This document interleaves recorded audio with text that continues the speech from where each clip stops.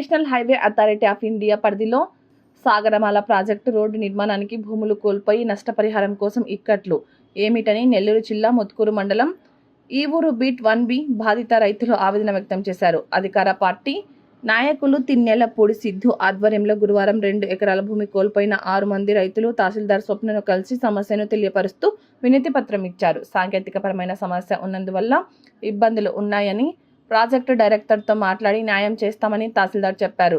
సమస్య పరిష్కారం కాకపోతే పెద్ద ఎత్తున భూముల ప్రదేశాలలో ధర్నా చేస్తామని రైతులు తెలియజేశారు. ఆ లెటర్ పెట్టిన వెంటనే మీకు కాపీ కూడా నేను మార్క్ చేస్తాను, నేను ఫాలో అప్ చేస్తాను. డిసెంబర్లో అయినాయి మేడం, 7 మంది రైతులకి అయింది. మిగతా 6 మందికి మాత్రం ఇప్పుడు వరకు కాదు. అంటే కొంతమందికి అయ్యి కొంతమందికి కాపాడాలి, అందరికి సఫర్ అవుతుంది. అందరికి కాపాడు అంటే ఒక రకం, కొంతమందికి అయ్యి కొంతమందికి కాదు.